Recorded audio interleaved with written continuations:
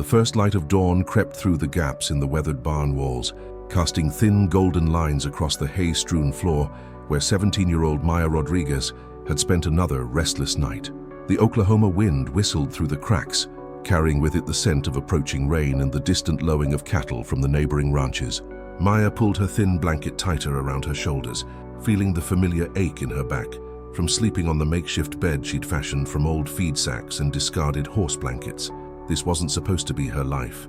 As she sat up slowly, brushing hay from her dark hair, Maya caught her reflection in a shard of broken mirror she'd propped against a wooden post. Her brown eyes held a determination that seemed too old for her face, carved by years of disappointment and small victories that never seemed to lead anywhere meaningful. The calluses on her hands told the story of endless hours spent scrubbing floors, washing dishes, and tending to the needs of families who saw her as nothing more than a convenient solution to their domestic problems. "Maya, where are you, girl?" The sharp voice of Mrs. Henderson cut through the morning air like a rusty blade. Maya's stomach clenched as she recognized the tone, impatient, demanding, with that underlying current of disdain that had become as familiar as the sunrise. She quickly folded her blanket and tucked it behind a bale of hay, erasing any evidence of her presence in the barn that served as her bedroom. The Henderson farm sprawled across 200 acres of dusty Oklahoma soil, where cotton and corn fought against the unpredictable weather for survival. Maya had been working here for 8 months now, ever since the previous family had decided they could no longer afford to house and feed her in exchange for her labor. Before that, it had been the Williamses, and before them, the O'Briens. A succession of temporary homes that never quite felt like home, where she was always the outsider looking in through windows of families she could never truly belong to. As Maya emerged from the barn, squinting against the brightening sky, she saw Mrs. Henderson standing on the wraparound porch of the white farmhouse, her arms crossed over her floral house dress. Ethel Henderson was a woman in her 50s whose face had been weathered by decades of prairie wind and the constant worry that seemed to plague farming families. Her graying hair was already pinned back in its usual severe bun, and her pale blue eyes held the cold efficiency of someone who had learned to measure everything in terms of productivity and cost. "There you are," Mrs. Henderson said, her voice carrying the weight of accumulated irritation. "I've been calling for 10 minutes. The breakfast dishes won't wash themselves, and Mr. Henderson's coffee is getting cold." Maya quickened her pace, her worn boots kicking up small clouds of dust as she approached the house. "Sorry, Mrs. Henderson, I don't need excuses, child. I need work done." The older woman's voice cut through Maya's explanation with practiced precision. "And speaking of work, we need to talk after you finish the morning chores. Mr. Henderson and I have been discussing your situation." The way she said situation made Maya's chest tighten with familiar anxiety. In her experience, conversations about her situation rarely led to anything good. She nodded quickly and hurried up the porch steps, her mind already racing through possibilities. Had she done something wrong? Had they decided she was eating too much food, taking up too much space in their barn? The questions followed her through the screen door and into the kitchen, where the familiar smell of bacon grease and coffee surrounded her like a bittersweet embrace. The Henderson kitchen was a study in practical functionality, with yellow walls that had seen better days and linoleum flooring that showed every scuff mark and stain. The old Formica table bore the evidence of breakfast for 3, Mr. Henderson, Mrs. Henderson, and their 18-year-old son, Tommy, who worked the farm alongside his father when he wasn't attending the local community college. Maya had eaten her own breakfast earlier, a piece of yesterday's bread and some leftover oatmeal, standing by the sink while the family slept. She moved through the kitchen with the fluid efficiency of someone who had learned to be invisible while working. Hot, soapy water filled the sink as she began the familiar ritual of cleaning up after people who had never once offered to help her with the task. The plates clinked softly against each other as she worked, and steam rose from the water, fogging the window that looked out over the endless expanse of farmland. Through that window, Maya could see the dirt road that connected the Henderson farm to the outside world, a world that felt both impossibly distant and tantalizingly close. Sometimes she would stand at that window and imagine walking down that road, past the neighboring farms, past the small town of Cedar Grove with its population of barely 800 people, and on toward something bigger and brighter than anything she had ever known. But those dreams always crumbled when faced with the harsh reality of her circumstances. Maya had no money, no family to speak of, and no real skills beyond the domestic work that had defined her existence since she was old enough to hold a scrub brush. She had been born to a teenage mother who had abandoned her at a church in Tulsa when Maya was just 3 days old. The note left with her had contained only a first name and a plea for someone to give her a better life than I can.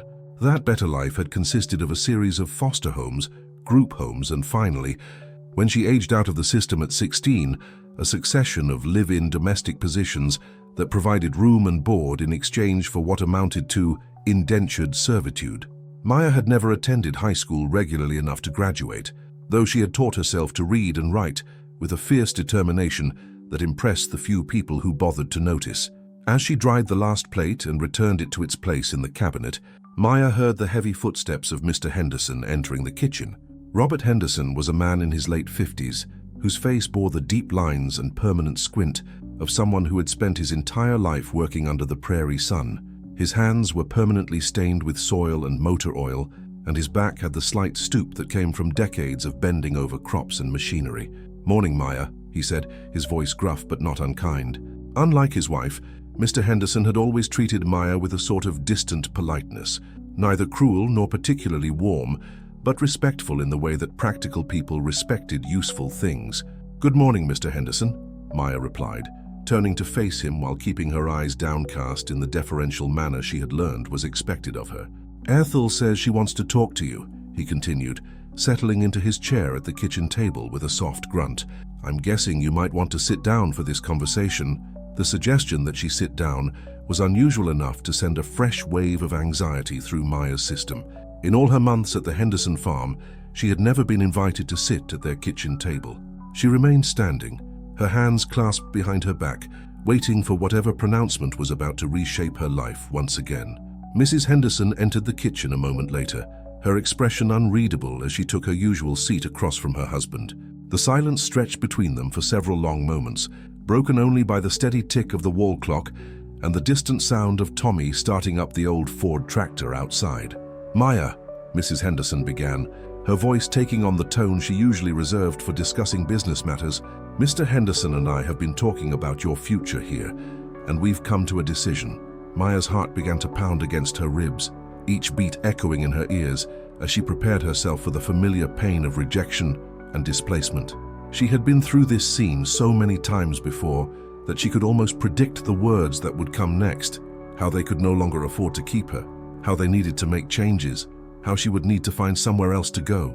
"We've had an offer," Mrs. Henderson continued, and suddenly Maya realized this conversation might be heading in a direction she hadn't anticipated.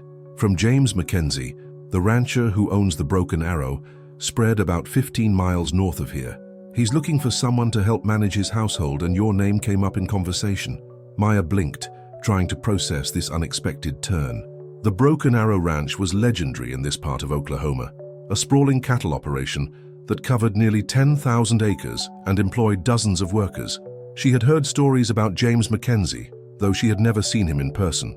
According to local gossip, he was a man in his early 40s who had inherited the ranch from his father and had built it into one of the most successful operations in the state.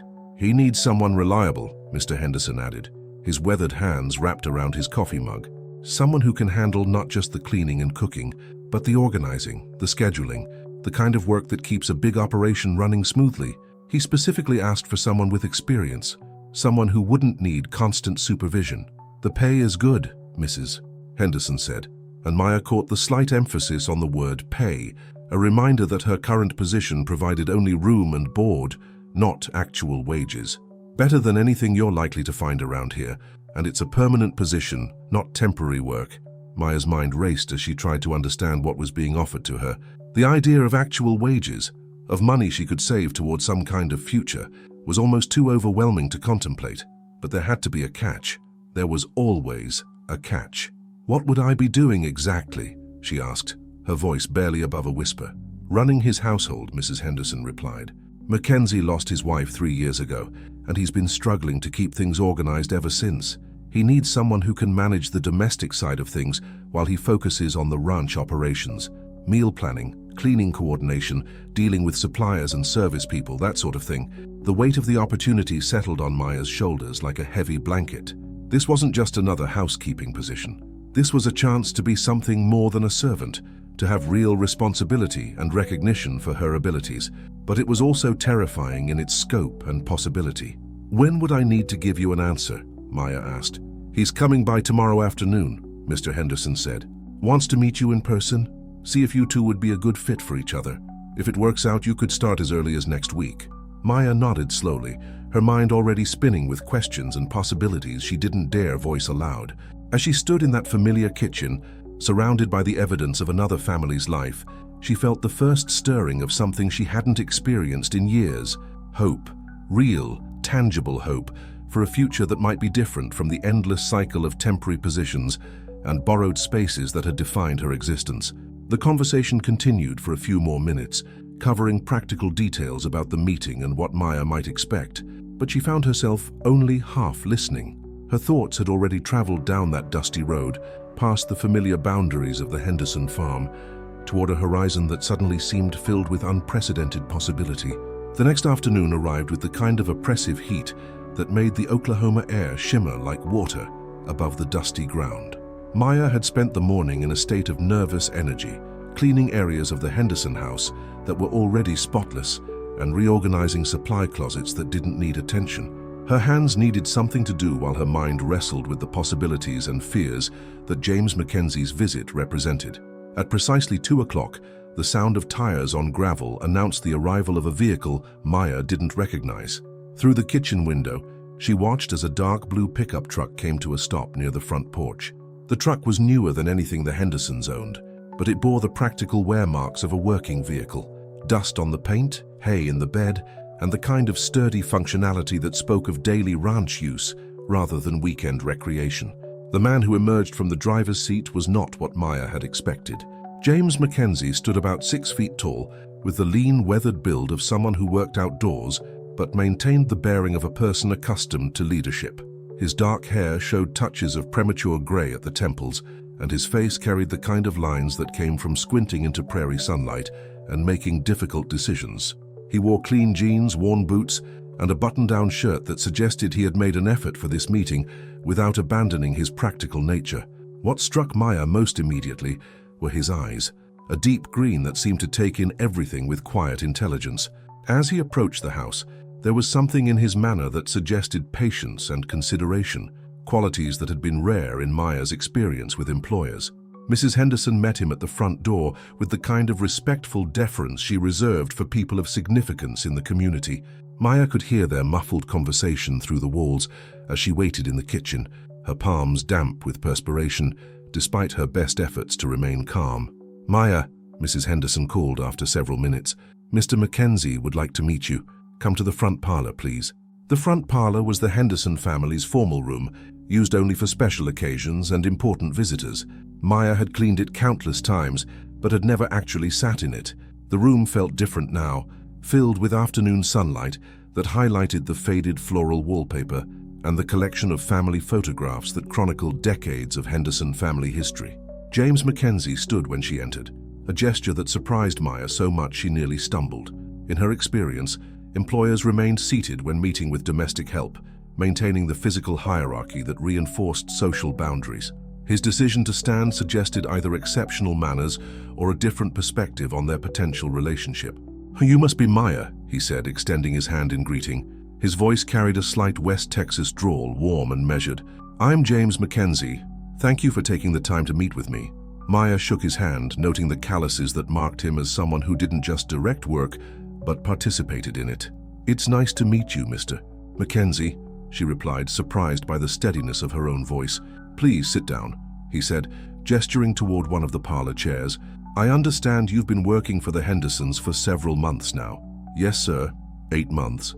Maya settled into the chair, acutely aware of Mrs. Henderson's presence in the doorway.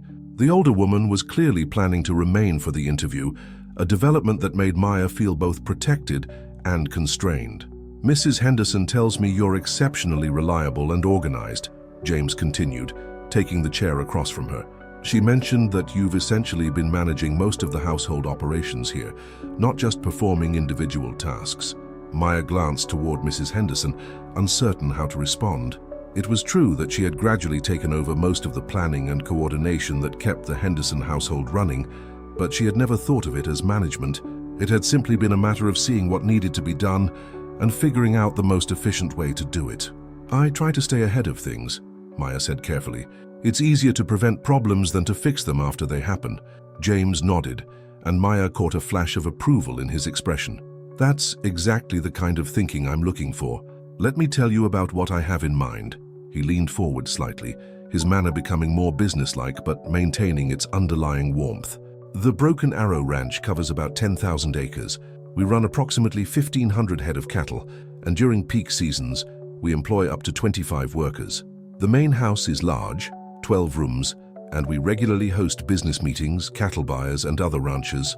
What I need is someone who can manage all the domestic operations so that I can focus on the ranch itself." Maya felt her heartbeat quicken as he continued. "This isn't just cooking and cleaning, though those would be part of your responsibilities. I need someone who can plan meals for varying numbers of people, coordinate with suppliers, manage household budgets, organize events, and essentially serve as the household manager. You'd have your own quarters in the main house, a competitive salary, and the authority to make decisions about how to run things efficiently." The scope of what he was describing felt both thrilling and overwhelming. Maya had never been given real authority over anything, had never been trusted with budgets or decision-making. The idea that someone would not only allow her to use her organizational abilities, but actually pay her well for doing so, seemed almost too good to be true. "What kind of experience are you looking for?" Maya asked, trying to keep her voice steady, despite the excitement building in her chest. "Practical experience, which you clearly have," James replied. "I'm less interested in formal credentials than in someone who understands how to manage complex logistics efficiently. Mrs. Henderson tells me you've been doing exactly that here, just on a smaller scale." Mrs. Henderson stepped into the room at that point, her expression unreadable. "Maya's been a godsend for us," she said, though Maya detected a slight reluctance in her voice. "She's turned our household operations into a well-oiled machine. We'll be sorry to lose her, but this sounds like an opportunity she shouldn't pass up." Maya felt a surge of gratitude toward Mrs. Henderson, recognizing that the older woman was putting Maya's interests ahead of her own convenience. It was the first time Maya could remember anyone making that choice on her behalf. "I have to ask," James said, his tone becoming more serious, "about your long-term goals. This isn't a temporary position. I'm looking for someone who wants to build something lasting, someone who sees this as a career opportunity rather than just a job." The question hit Maya like a physical blow, not because it was hostile, but because no one had ever asked her about her goals before. She had spent so much energy simply surviving from one day to the next that the concept of long-term planning felt foreign and precious. "I want to prove that I can handle real responsibility," Maya said, the words coming from a place of honesty she hadn't planned to access. "I've never had the chance to show what I can really do, to build something lasting instead of just maintaining what already exists. If you're willing to give me that opportunity, I promise you won't regret it." James studied her face for a long moment, and Maya felt as though he was looking past her words to something deeper. Whatever he saw there seemed to satisfy him, because his expression relaxed into something approaching a smile. "The salary would be $400 a week, plus room and board," he said. "You'd have Sundays off unless we're hosting events, and 2 weeks of vacation time each year. You'd also have access to one of the ranch vehicles for personal errands and emergencies." Maya felt her breath catch. $400 a week was more money than she had ever imagined earning. It represented not just survival, but the possibility of savings, of planning for a future beyond the next temporary position. "There's one more thing," James continued. "I have a 12-year-old daughter, Sarah. She's been struggling since her mother died, and while I'm not looking for a nanny, I need someone who can provide a positive female presence in the house, someone who can be a good example of strength and independence." The mention of his daughter added another dimension to the opportunity that Maya hadn't anticipated. The idea of helping a young girl navigate a difficult time in her life resonated with something deep in Maya's own experience. She remembered the aching absence of maternal guidance in her own childhood, the hunger for a female role model who could show her what it meant to be strong and capable. "I'd like to meet her," Maya said. "If this is going to work, she needs to be comfortable with me being there." "That's exactly what I was hoping you'd say," James replied, and this time his smile was genuine and warm. "Would you be able to come out to the ranch tomorrow? You could see the house, meet Sarah, and get a feel for what you'd be taking on. If you decide you want the position, you could start next Monday." Maya looked toward Mrs. Henderson, who nodded encouragingly. "We can spare you for the day," the older woman said. "This is important." "Yes," Maya said, surprised by the firmness in her own voice. "Yes, I'd like to do that." As James Mackenzie prepared to leave, he shook hands with both Maya and Mrs. Henderson. "I'll pick you up around 9 tomorrow morning," he said to Maya. "Wear something comfortable. I'll want to show you around the entire operation." After his truck had disappeared down the dusty road, Maya remained in the front parlor, staring out the window at the horizon that suddenly seemed filled with unprecedented possibility. Mrs. Henderson settled into the chair James had vacated, her expression thoughtful. "That's a good man," the older woman said quietly. "Lost his wife in a car accident 3 years ago, and he's been struggling to keep everything together since then. If you take this job, Maya, you'll be doing more than just managing a household. You'll be helping rebuild a family." The weight of that responsibility settled on Maya's shoulders, but instead of feeling overwhelming, it felt like purpose. For the first time in her life, someone was offering her not just work, but the chance to matter, to make a real difference in people's lives. Maya was waiting on the Hendersons' front porch 20 minutes before James Mackenzie was scheduled to arrive, her small duffel bag packed with the few belongings she might need for an extended day away. She had barely slept the night before, her mind cycling through endless scenarios of what the day might bring. The morning air carried the promise of another scorching Oklahoma day, but the early hour still held a hint of coolness that made the prairie breeze almost pleasant. When the blue pickup truck appeared on the horizon, Maya felt her stomach tighten with a mixture of anticipation and nervousness. This wasn't just a job interview anymore, it was the potential beginning of an entirely different life. As James pulled up to the house, she noticed that the passenger seat had been cleared of the usual ranch debris, a small courtesy that suggested he had thought about making her comfortable. "Good morning, Maya," James said as she approached the truck. "Ready to see what you might be getting yourself into?" "As ready as I can be," Maya replied, climbing into the passenger seat. The truck's interior was clean but well used, with the comfortable wear that came from daily ranch work. A thermos of coffee sat in the cup holder, and the radio was tuned to a local country station playing soft morning music. As they drove north on Highway 77, the landscape gradually shifted from the small farms and modest spreads around Cedar Grove to the expansive rangeland that characterized the larger cattle operations. James pointed out various landmarks as they traveled: the old schoolhouse where he had attended elementary school, the creek that marked the boundary between 2 major ranches, the windmill that had served as a navigation point for 3 generations of local families. "That's the beginning of Broken Arrow Land," James said, pointing to a fence line that seemed to stretch endlessly toward the horizon. "We'll be on ranch property for the next 15 minutes of driving." Maya tried to process the scale of what he was describing. She had never experienced land ownership on this magnitude, had never imagined that a single family could control such an enormous piece of the world. As they drove deeper into the ranch, she began to understand that this wasn't just a large farm. It was a complete ecosystem, a business enterprise that supported dozens of families and connected to markets across the country. The main house appeared gradually as they crested a low hill, and Maya felt her breath catch at the sight. The Broken Arrow Ranch House was a sprawling 2-story structure built in the classic Texas ranch style, with a wraparound porch supported by thick wooden columns and a metal roof that gleamed in the morning sun. The house sat in a grove of mature oak trees that provided natural shade and created an oasis of green in the endless expanse of prairie grassland. "It's beautiful," Maya said, and she meant it. The house had the kind of substantial presence that spoke of generations of family history and careful stewardship. "It was built by my grandfather in 1924, James said, pride evident in his voice. He designed it to house multiple generations of the Mackenzie family, though it's been just Sarah and me for the past 3 years. As they approached the house, Maya could see the signs of a household struggling without proper management. The flower beds that flanked the front porch were overgrown with weeds. The porch furniture was covered with a fine layer of dust, and several windows bore the streaked evidence of irregular cleaning. It wasn't neglected exactly, but it lacked the attention to detail that transformed a house into a welcoming home. A young girl appeared on the front porch as they pulled up to the house, and Maya knew immediately that this was Sarah Mackenzie. She was tall for 12, with her father's dark hair and green eyes, but there was something guarded in her expression that spoke of loss and premature self-reliance. She wore jeans and a faded t-shirt, and her hair was pulled back in a ponytail that looked like it had been arranged quickly and without much attention to aesthetics. "Sarah, come meet Maya," James called as they got out of the truck. "She's the lady I told you about who might be helping us get the house organized."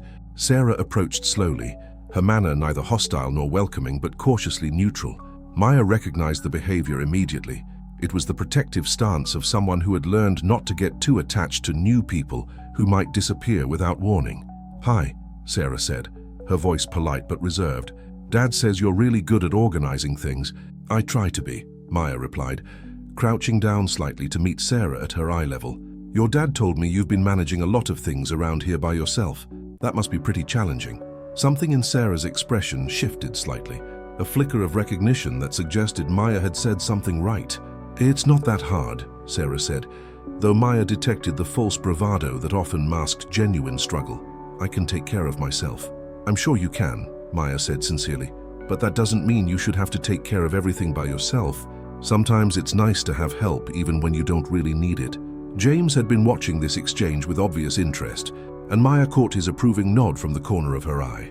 She stood up slowly, maintaining eye contact with Sarah without making the interaction feel like a test or evaluation. "Would you like to show me around?" Maya asked. "I'd love to see the house, but I think you probably know it better than anyone." Sarah seemed to consider this request for a moment before nodding. "Okay, but there are some rooms that are kind of messy. We haven't had anyone to help with the deep cleaning for a while."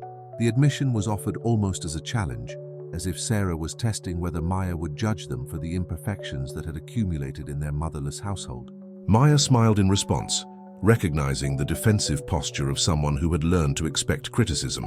"Messy rooms are just rooms waiting for the right attention," Maya said. "Nothing that can't be fixed." The interior of the house was even more impressive than its exterior had suggested. The front hallway featured hardwood floors that gleamed, despite a light coating of dust, and a grand staircase with a hand-carved banister that spoke of exceptional craftsmanship. The rooms were large and well-proportioned, with high ceilings and windows that filled the spaces with natural light. Sarah led Maya through the main floor with growing enthusiasm, pointing out family photographs, describing the history of various pieces of furniture, and sharing stories about holiday celebrations and family gatherings from before her mother's death. As they toured the kitchen, Maya could see both the potential and the challenges of the space. It was clearly designed for cooking on a large scale, with commercial-grade appliances and extensive counter space, but it lacked the organizational systems that would make it truly functional for daily use. "Mom used to cook for the whole crew during harvest season," Sarah said, running her hand along the marble countertop.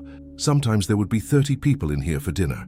"That must have been quite a production," Maya said, already beginning to envision how the space could be reorganized to accommodate both daily meals and large-scale entertaining.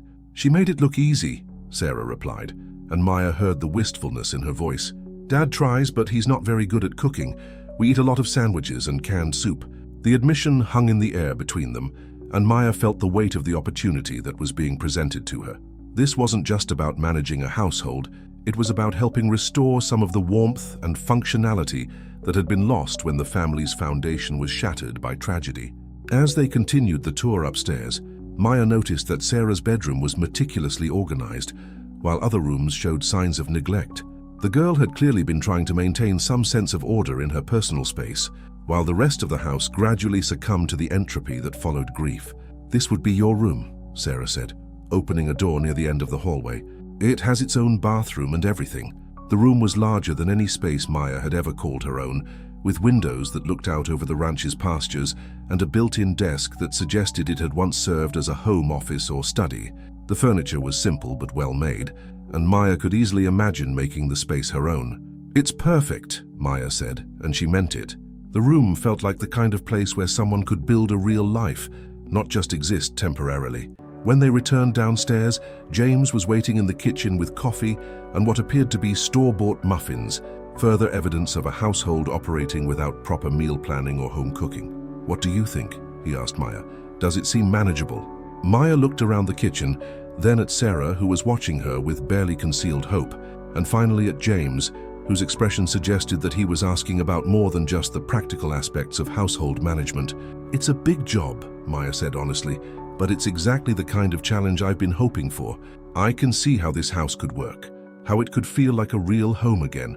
Sarah's face lit up at these words, and Maya realized that the girl had been holding her breath. waiting for an adult to express confidence in the possibility of restoration and renewal. There would be a lot to learn, Maya continued. Managing meals for varying numbers of people, coordinating with ranch operations, maintaining a house this size, but I think I can do it. I want to do it.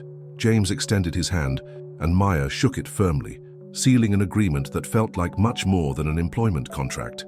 "Welcome to the Broken Arrow Ranch, Maya," he said. "When can you start?" "Monday morning," Maya replied without hesitation. "I'll be ready." As they prepared to drive back to the Henderson farm, Sarah appeared at Maya's side with a shy smile. "I'm glad you're coming," she said quietly. "It's been really quiet here." Maya smiled back, feeling a warmth in her chest that had nothing to do with the Oklahoma heat. "It won't be quiet for long," she promised. Maya's first Monday morning at the Broken Arrow Ranch began before dawn, not because James had requested an early start, but because excitement and nervous energy had made sleep impossible. She had arrived the evening before with her few possessions packed into 2 small suitcases and had spent the night in her new room, listening to the unfamiliar sounds of a working ranch, the distant lowing of cattle, the whisper of wind through oak leaves, and the occasional bark of the border collies that help manage the livestock. By 5:30, she was dressed and standing in the enormous kitchen, surveying the space that would become the center of her new responsibilities. In the pale, pre-dawn light filtering through the windows, the kitchen felt both intimidating and full of potential. Maya had managed kitchens before, but never one designed to feed ranch crews and host business dinners. The commercial-grade gas range alone was larger than most entire kitchens she had worked in. She found coffee and managed to figure out the coffee maker, a surprisingly complex machine that suggested someone had once taken breakfast preparation seriously in this house. As the coffee brewed, Maya began opening cabinets and drawers, taking inventory of what was available, and beginning to form a mental picture of how the space could be reorganized for maximum efficiency. The pantry was vast but poorly organized, with canned goods scattered across multiple shelves, and no apparent system for tracking supplies or planning meals. The refrigerator contained mostly convenience foods, lunch meat, frozen dinners, and condiments, with little evidence of fresh cooking. Maya made mental notes as she explored, already developing plans for transforming the space into a functional heart of the household. "You're up early," James's voice from the doorway made Maya turn, coffee mug in hand. He was dressed for ranch work in worn jeans and a work shirt, his hair still damp from a quick shower. "I wanted to get a feel for the kitchen before the day got busy," Maya explained. "I hope you don't mind that I made coffee." "Mind? I'm grateful," James replied, accepting the mug she offered him.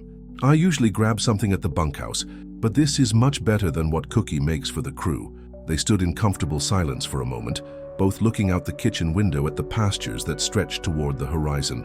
In the growing light, Maya could see cattle scattered across the grassland and the small figures of ranch hands beginning their morning routines. "What's your usual schedule like?" Maya asked. "I want to make sure I'm supporting your work, not getting in the way of it." "I'm usually out by 6, James said. "We check the herds, maintain equipment, handle whatever needs attention. I'm back for lunch around noon, then out again until evening. Sarah gets herself ready for school most mornings, but she could probably use some help with breakfast and getting organized." As if summoned by their conversation, Sarah appeared in the kitchen doorway, her school clothes wrinkled and her hair hastily braided. She moved with the efficient but harried manner of someone accustomed to managing her morning routine alone. "Morning, Dad." "Hi, Maya," Sarah said, heading directly for the pantry. Maya watched as the girl pulled out a box of cereal and searched for a clean bowl. Her movements automatic, but somehow sad in their solitary efficiency. "How about I make you some real breakfast?" Maya offered. "What do you usually like to eat in the morning?" Sarah paused, cereal box in hand, and looked at Maya with surprise. "You don't have to do that. I'm used to just having cereal or toast."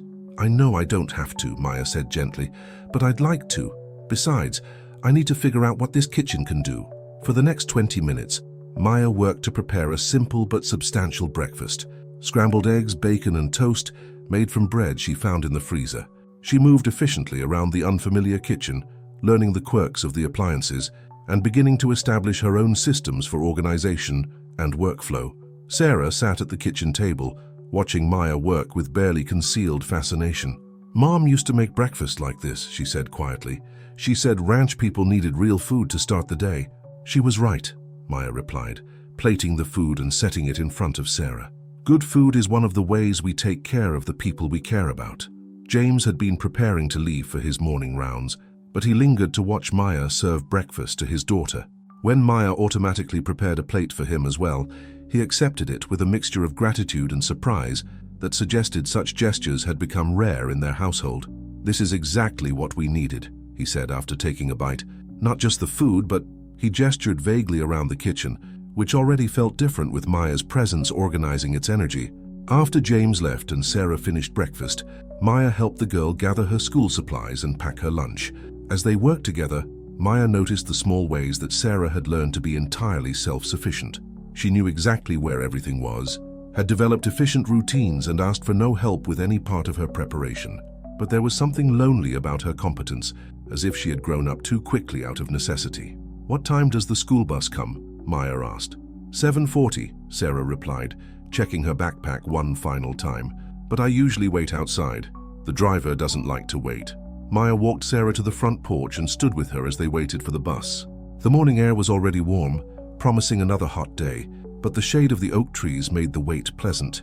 As the yellow school bus appeared in the distance, Sarah turned to Maya with an expression that mixed hope with carefully guarded expectations.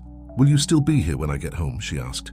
The question hit Maya like a physical blow, not because it was unreasonable, but because it revealed how many disappointments Sarah had experienced.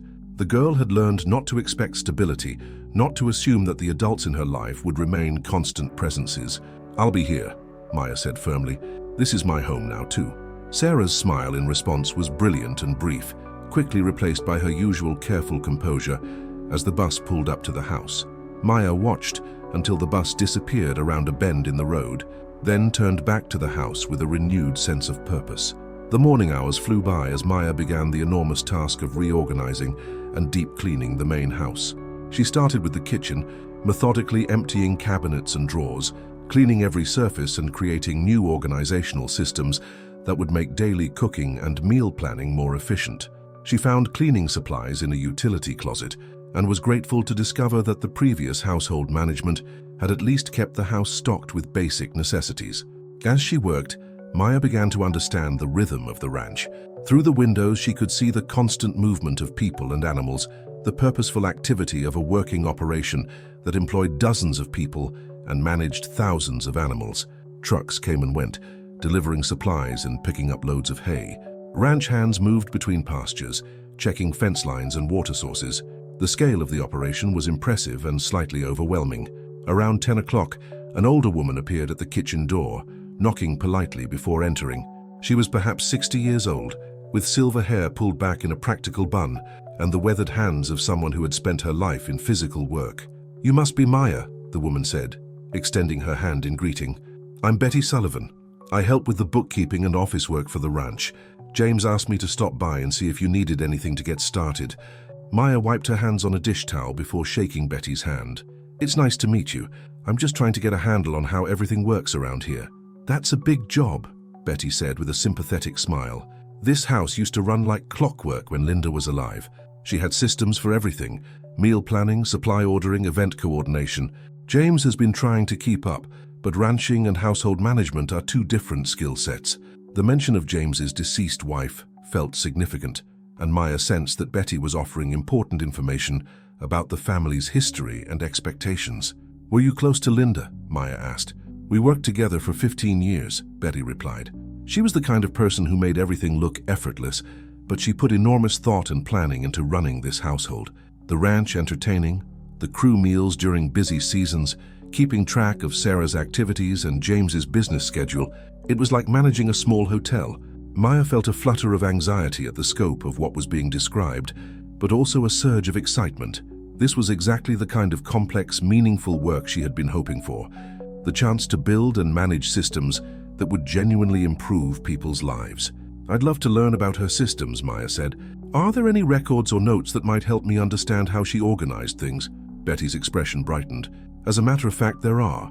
Linda kept detailed notebooks about everything: meal plans, supplier contacts, guest preferences, seasonal schedules. James couldn't bear to go through them after she died, but I've been hoping someone would eventually want to use them." The idea of learning from Linda Mackenzie's organizational methods felt like being offered a masterclass in household management. Maya could hardly contain her enthusiasm as Betty promised to bring the notebooks by that afternoon. As the morning progressed into early afternoon, Maya continued her systematic approach to understanding and improving the household operations. She made lists of supplies that needed to be restocked, noted repairs that needed attention, and began sketching out meal plans that would provide better nutrition for both James and Sarah while being practical enough to maintain consistently. When James returned for lunch, he found Maya in the kitchen preparing sandwiches and soup, simple food, but presented with care and attention to nutritional balance. The kitchen itself had been transformed, with clean surfaces, organized supplies, and the kind of purposeful arrangement that made cooking more efficient and enjoyable. "This feels different already," he said, settling at the kitchen table with obvious relief. "I can't remember the last time lunch felt like this."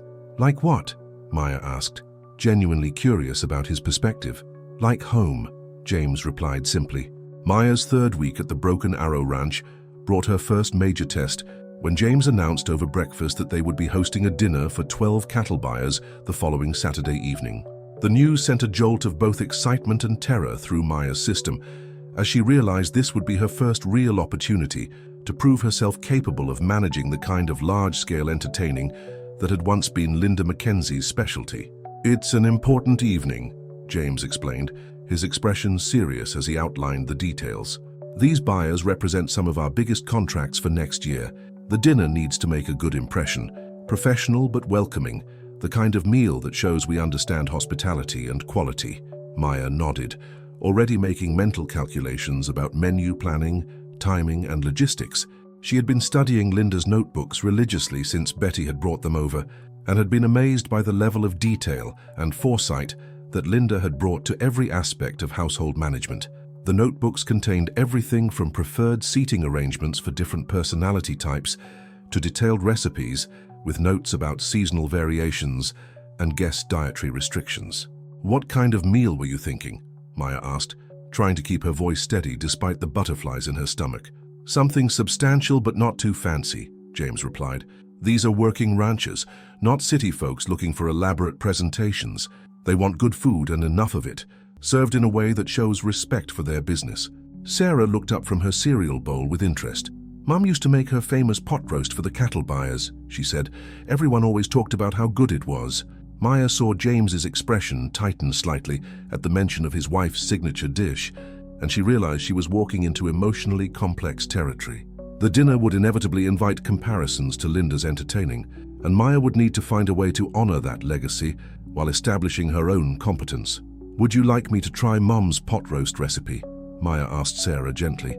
"If your dad thinks that would be appropriate."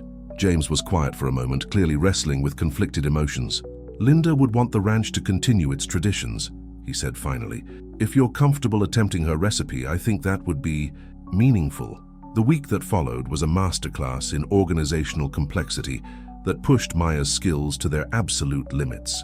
Using Linda's notebooks as her guide, she developed a detailed timeline for the dinner preparation, ordered supplies from the ranch's regular vendors, and began the intricate process of coordinating a meal that would serve 12 people while maintaining the high standards that the Mackenzie family reputation demanded.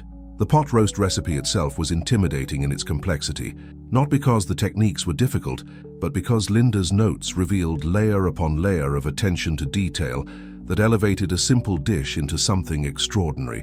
The meat needed to be selected from a specific cut and aged for the right number of days.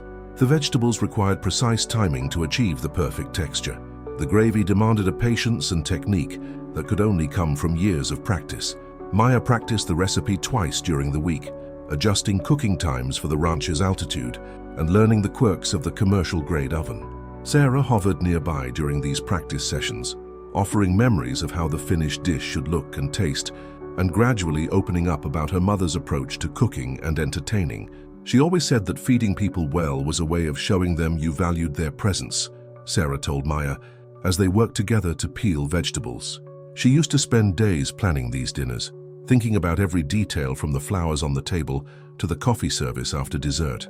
The more Maya learned about Linda's approach to household management, the more she understood that she wasn't just preparing a business dinner, she was attempting to maintain a tradition of hospitality that had been central to the ranch's culture and success.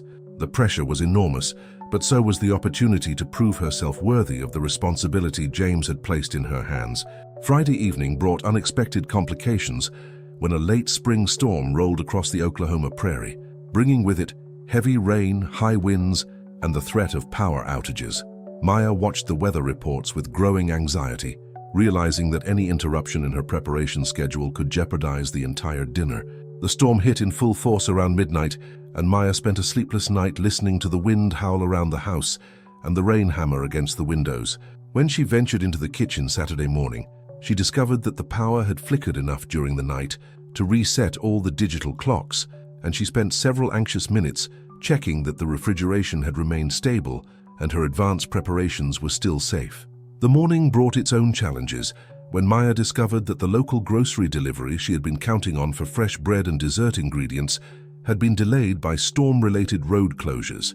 With less than 8 hours until the guests were scheduled to arrive, Maya faced the choice between panic and creative problem-solving. She chose problem-solving. Using ingredients she had on hand, Maya began preparing fresh dinner rolls from scratch, a skill she had learned during her years in various kitchens, but had never attempted on this scale or under this kind of pressure. While the bread dough rose, she turned her attention to creating a dessert that would be impressive but achievable with her available supplies, a traditional apple crisp using fruit from the ranch's small orchard, and a recipe she found in Linda's notebooks. Sarah proved to be an invaluable assistant throughout the day, helping with food preparation while sharing stories about previous dinners and the personalities of the expected guests. Her knowledge of the ranch's business relationships helped Maya understand the social dynamics that would be at play during the evening, and her enthusiasm for the project helped keep Maya's nerves under control. "Mr. Peterson always asks for seconds on everything," Sarah informed Maya as they prepared vegetables for roasting. "And Mrs. Walker is diabetic, so she can't have regular dessert. Mom always made sure to have fresh fruit available for her." By 5 o'clock, the kitchen was filled with the rich aromas of roasting beef and vegetables, fresh baked bread, and the cinnamon-scented apple crisp that was cooling on wire racks. Maya had transformed the dining room using Linda's notes about table settings and flower arrangements, creating an atmosphere that was elegant but comfortable, formal enough to honor the business nature of the gathering while maintaining the warmth that was characteristic of ranch hospitality. James appeared in the kitchen as Maya was making final adjustments to the gravy, his expression a mixture of anticipation and nervousness that probably mirrored her own feelings. "It smells incredible in here," he said, loosening his tie slightly, like it used to when Linda was preparing for these dinners. "I hope I've done justice to her recipe," Maya replied, tasting the gravy one final time and adjusting the seasoning. "You've done more than that," James said quietly. "You've brought this house back to life." The guests began arriving at 6:30, and Maya watched from the kitchen window as trucks and SUVs pulled up to the house, discharging men and women who carried themselves with the confident bearing of successful business people. These were individuals who controlled significant portions of the regional cattle market, and their opinions about the evening would have implications that extended far beyond a single dinner. As Maya began plating the first course, she felt the familiar surge of adrenaline that came with executing a complex plan under pressure. Every detail mattered: the temperature of the food, the timing of service, the coordination between multiple dishes that needed to reach the table simultaneously. This was the kind of high-stakes performance that separated competent household management from true excellence. The evening unfolded with the smooth precision that came from careful planning and meticulous execution. Maya served each course with quiet efficiency, refilling water glasses and wine bottles without interrupting the flow of business conversation. She had studied Linda's notes about service style and had learned to move through the dining room almost invisibly, present when needed but never intrusive. From the kitchen, Maya could hear the animated conversation and occasional laughter that indicated the evening was proceeding successfully. When she emerged to clear the main course plates, she noticed that every plate had been essentially cleaned, a sign that the food had met with genuine approval rather than polite acceptance. The apple crisp was served with fresh whipped cream and strong coffee, and Maya felt a surge of pride as she watched the guests' expressions of satisfaction and appreciation. Several of the women specifically complimented the meal, and Maya overheard one of the men telling James that the dinner had been every bit as good as Linda used to make.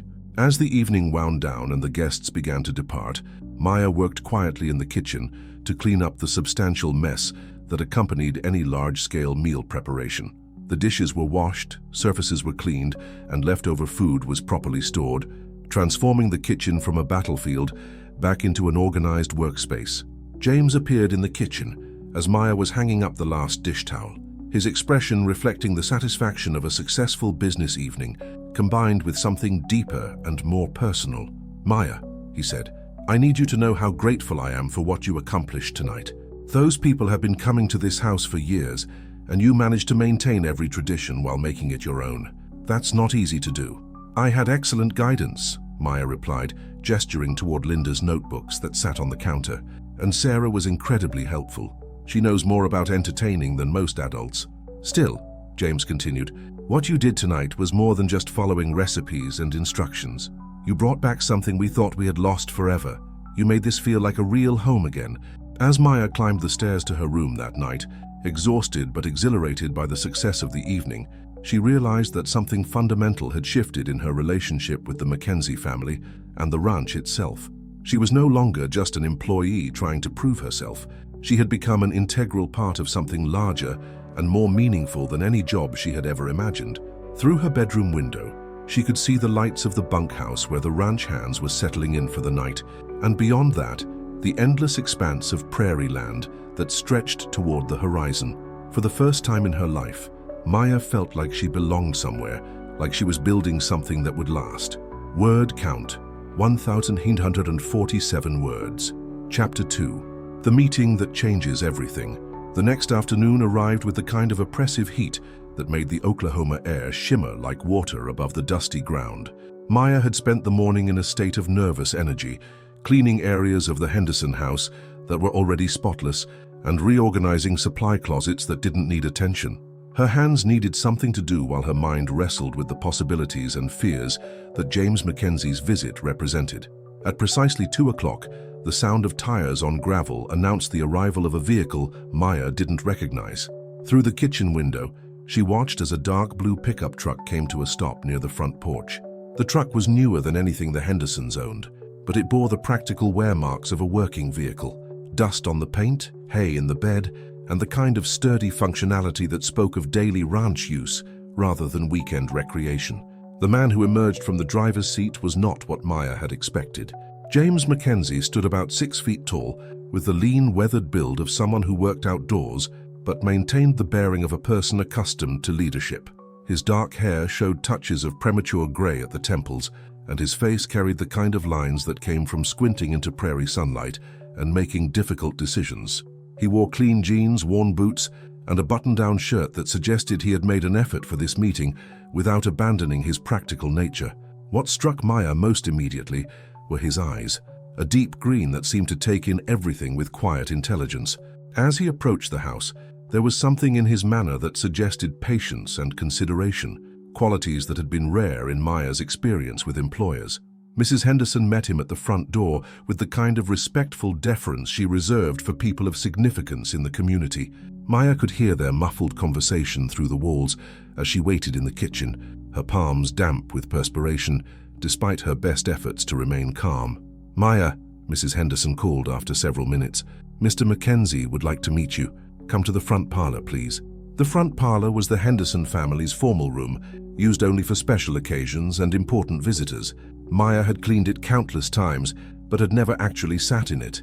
The room felt different now, filled with afternoon sunlight that highlighted the faded floral wallpaper and the collection of family photographs that chronicled decades of Henderson family history.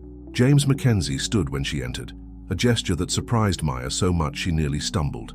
In her experience, employers remained seated when meeting with domestic help, maintaining the physical hierarchy that reinforced social boundaries. His decision to stand suggested either exceptional manners or a different perspective on their potential relationship. "You must be Maya," he said, extending his hand in greeting. His voice carried a slight West Texas drawl, warm and measured. "I'm James Mackenzie. Thank you for taking the time to meet with me." Maya shook his hand, noting the calluses that marked him as someone who didn't just direct work, but participated in it. "It's nice to meet you, Mr. Mackenzie," she replied, surprised by the steadiness of her own voice. "Please sit down," he said, gesturing toward one of the parlor chairs. "I understand you've been working for the Hendersons for several months now." "Yes, sir," 8 months. Maya settled into the chair, acutely aware of Mrs. Henderson's presence in the doorway.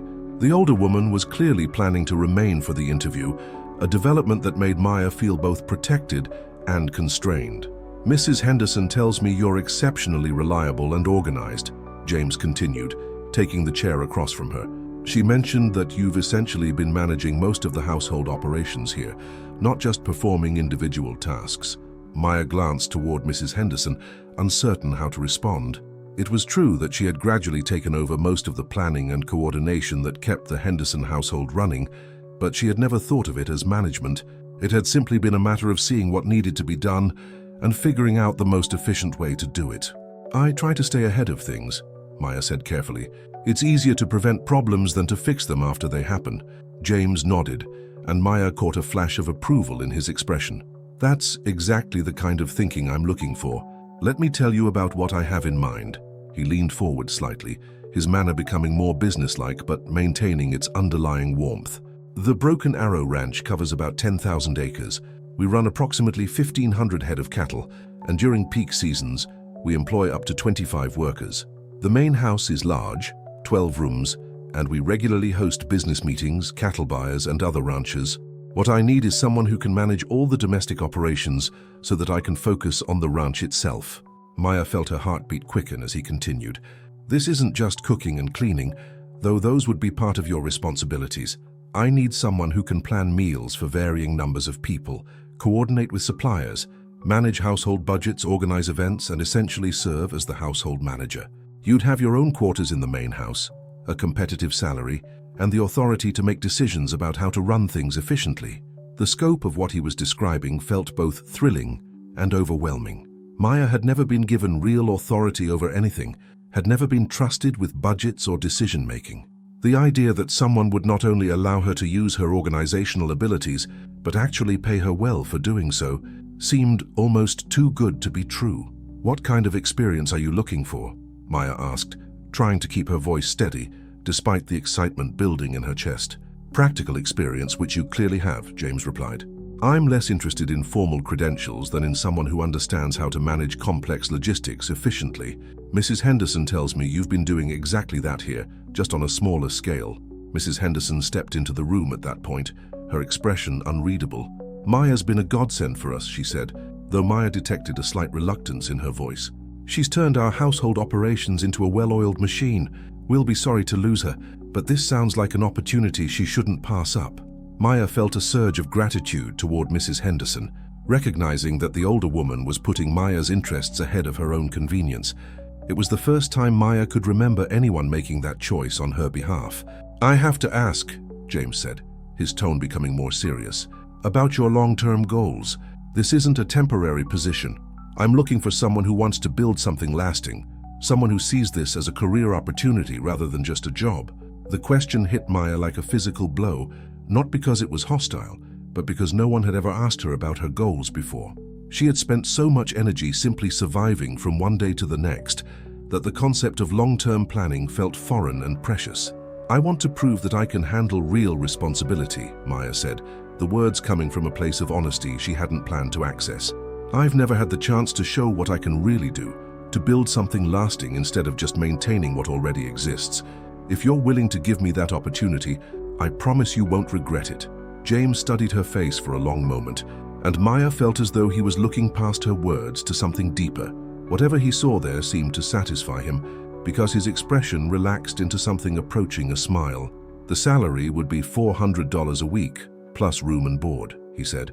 "You'd have Sundays off unless we're hosting events, and 2 weeks of vacation time each year. You'd also have access to one of the ranch vehicles for personal errands and emergencies." Maya felt her breath catch. $400 a week was more money than she had ever imagined earning.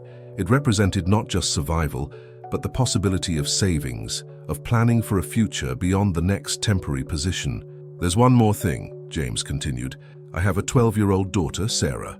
She's been struggling since her mother died, and while I'm not looking for a nanny, I need someone who can provide a positive female presence in the house, someone who can be a good example of strength and independence." The mention of his daughter added another dimension to the opportunity that Maya hadn't anticipated.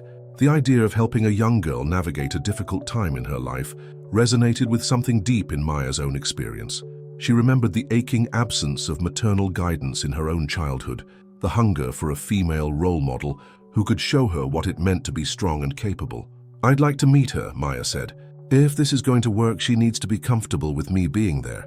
"That's exactly what I was hoping you'd say," James replied, and this time his smile was genuine and warm. "Would you be able to come out to the ranch tomorrow? You could see the house, meet Sarah, and get a feel for what you'd be taking on. If you decide you want the position, you could start next Monday." Maya looked toward Mrs. Henderson, who nodded encouragingly.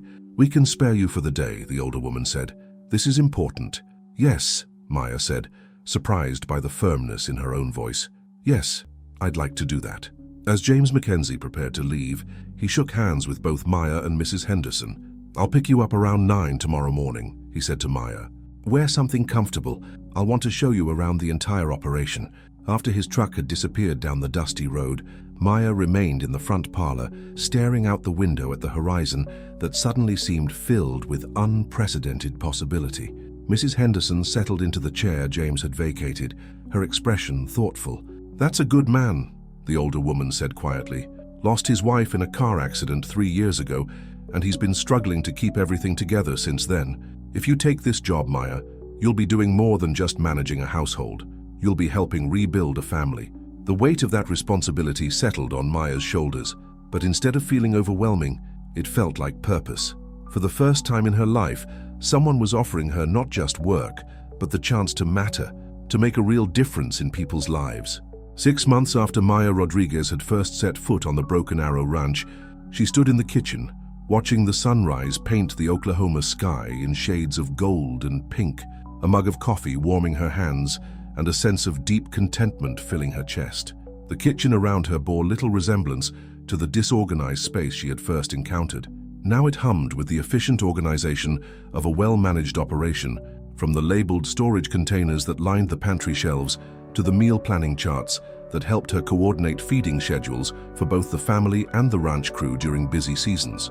The transformation hadn't happened overnight, but rather through hundreds of small improvements and innovations that had gradually turned the house into the kind of smoothly functioning home that supported rather than hindered the people who lived and worked there. Maya had learned to anticipate the rhythms of ranch life, preparing hearty breakfasts before dawn during calving season, organizing logistics for the quarterly cattle auctions, and maintaining the kind of hospitality standards that had made the Mackenzie Ranch famous throughout the region.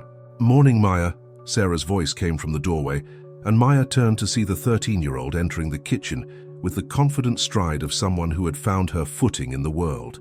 Sarah had grown noticeably in the past 6 months, not just physically, but in confidence and emotional stability. The guarded, prematurely self-reliant girl Maya had first met had blossomed into a teenager who felt secure enough to act her age, to rely on the adults in her life, and to embrace the future with optimism rather than wariness. "Good morning, sweetheart," Maya replied, automatically beginning the breakfast preparations that had become their cherished morning routine. "How did you sleep?" "Really well," Sarah said, settling at the kitchen table with her homework spread in front of her. "I finished my history project last night. Want to see it before I turn it in?" The casual request represented a significant shift in their relationship. In the early weeks, Sarah had been fiercely protective of her independence, reluctant to ask for help or share her achievements. Now she naturally turned to Maya for feedback, guidance, and celebration of her successes, treating her as a trusted adult figure who had earned a permanent place in her life. As Maya prepared scrambled eggs and bacon, she listened to Sarah describe her project about the history of cattle ranching in Oklahoma, impressed by the thoroughness of the research and the obvious pride Sarah took in understanding her family's place in that larger story. The girl had interviewed several elderly ranchers in the area, including her own grandfather's contemporaries, and had woven their memories into a narrative that connected past and present in meaningful ways. "This is excellent work," Maya said, reviewing the carefully typed pages. "You should be really proud of how you've brought these stories to life." "Dad helped me understand some of the business parts," Sarah acknowledged, "but I did all the interviews myself. Mr. Peterson told me stories about Grandpa Mackenzie that I'd never heard before." James appeared in the doorway as they were discussing the project, and Maya felt the familiar warmth that came with seeing him at the start of each day. Their relationship had evolved into something that defied easy categorization. More than employer and employee, but not quite family. They had found a comfortable dynamic built on mutual respect, shared commitment to Sarah's well-being, and the deep satisfaction of working together to maintain something meaningful and lasting. "Talking about Sarah's history project?" James asked, accepting the coffee mug Maya handed him with a grateful smile. "She's been working on it for weeks. I think she knows more about ranch history now than I do." "That's not hard," Sarah teased, and Maya noticed how easily the banter flowed between father and daughter now. In the early weeks, their interactions had been careful and somewhat stilted, both of them trying to navigate their changed family dynamic while dealing with grief and uncertainty. Now they had rediscovered the natural affection and easy communication that grief had temporarily displaced. After breakfast, as James prepared to leave for his morning rounds and Sarah gathered her school supplies, Maya found herself reflecting on how seamlessly they had all learned to function as a unit. The logistics of their daily life had become second nature. Breakfast timing that accommodated everyone's schedules, evening meals that brought them together regardless of the day's challenges, and weekend routines that balanced work responsibilities with family time. "Maya," James said as he prepared to leave, "I wanted to remind you that the Cattlemen's Association dinner is next weekend. They specifically requested that we host it this year because word has gotten around about your cooking and organizing skills." The news filled Maya with pride and a touch of nervous excitement. The Cattlemen's Association dinner was one of the most prestigious events in the regional ranching community, attended by ranch owners, agricultural officials, and business leaders from across 3 counties. Being chosen to host the event was a significant honor that reflected the ranch's standing in the community and Maya's growing reputation as a household manager of exceptional ability. "How many people are we expecting?" Maya asked, already beginning to make mental calculations about menu planning and logistics. 45, including spouses, James replied. "It's a formal dinner, but these are people who appreciate substance over flash. They want excellent food, efficient service, and the kind of hospitality that makes them feel valued and welcome." After James left and Sarah caught her school bus, Maya spent the morning reviewing Linda's notebooks for guidance about large-scale entertaining, particularly the sections dealing with formal dinners and community events. She had come to treasure these notebooks, not just for their practical information, but for the glimpses they provided into Linda's approach to life and relationships. Through her careful notes and thoughtful observations, Linda had revealed herself to be someone who understood that hospitality was about more than just good food and attractive presentations. It was about creating environments where people felt honored and appreciated. The planning for the Cattlemen's Association dinner became a community effort that demonstrated how thoroughly Maya had integrated into the ranch's social and professional networks. Betty Sullivan helped coordinate RSVPs and dietary requirements. Sarah volunteered to help with table decorations and place cards. Even the ranch hands contributed ideas about logistics and offered to help with setup and cleanup. As the week progressed, Maya found herself drawing on skills and knowledge she had accumulated not just during her months at the ranch, but throughout her entire life of adapting to new situations and making the best of challenging circumstances. The resilience she had developed during her difficult childhood, the organizational abilities she had honed in various domestic positions, and the emotional intelligence she had gained from learning to read people and situations, all of these qualities came together in her approach to creating an evening that would reflect well on the Mackenzie family and the ranch's reputation. The dinner itself unfolded with a kind of seamless precision that made complex events appear effortless. Maya had prepared a menu that showcased the best of regional cuisine while demonstrating sophisticated technique and attention to detail. The main course featured locally sourced beef prepared with a wine reduction that elevated familiar flavors into something special, accompanied by seasonal vegetables from the ranch's own garden and freshly baked bread that filled the house with welcoming aromas. During the evening, Maya moved through the dining room with quiet confidence, ensuring that every guest felt attended to without being obtrusively served. She had learned from Linda's notes about the art of service, being present when needed but invisible when not, anticipating needs before they were expressed, and creating an atmosphere where guests could focus on each other rather than on the mechanics of the meal. As the evening progressed, Maya overheard conversations that revealed how thoroughly she had succeeded in her goals. Guests praised not just the food, but the overall atmosphere of warmth and professionalism. Several people specifically mentioned how wonderful it was to see the Mackenzie house back to its old standards, and Maya felt a deep satisfaction in knowing that she had successfully honored Linda's legacy while establishing her own competence. The climax of the evening came when the association president stood to make a formal toast, acknowledging James's contributions to the ranching community and specifically praising the exceptional hospitality that has made this evening so memorable. The applause that followed felt like recognition, not just of the meal, but of Maya's place in the community and her role in maintaining the traditions that made the region's ranching culture special. Later that night, after the guests had departed and the kitchen had been restored to its usual immaculate condition, Maya sat on the front porch with James and Sarah, all of them tired but exhilarated by the evening's success. The Oklahoma night air was soft and warm, filled with the familiar sounds of the ranch settling into quiet, cattle calling softly in the distance, the whisper of wind through the oak trees, and the peaceful silence that came with hard work completed successfully. "I'm proud of you," James said quietly, his voice carrying the weight of genuine admiration. "What you've accomplished here goes far beyond what I originally imagined when I offered you this position. You've not just managed our household, you've rebuilt our family life." Sarah nodded in agreement, curling up in her chair with the comfortable ease of someone who felt completely secure in her environment. "It feels like we're a real family again," she said, "like we all belong together." Maya felt tears prick her eyes at Sarah's words, recognizing the gift of belonging that had been offered to her by this family and this place. For someone who had spent her entire life as an outsider looking in, the experience of being genuinely valued and included felt almost too precious to believe. "I've never had a real home before," Maya said, surprised by her own honesty. "I've lived in a lot of places, but I never had anywhere that felt permanent, anywhere I could really invest in and build something lasting. Thank you for giving me that opportunity." As they sat together in comfortable silence, watching the stars emerge in the clear Oklahoma sky, Maya reflected on the journey that had brought her from a barn in Cedar Grove to this front porch where she felt truly at home.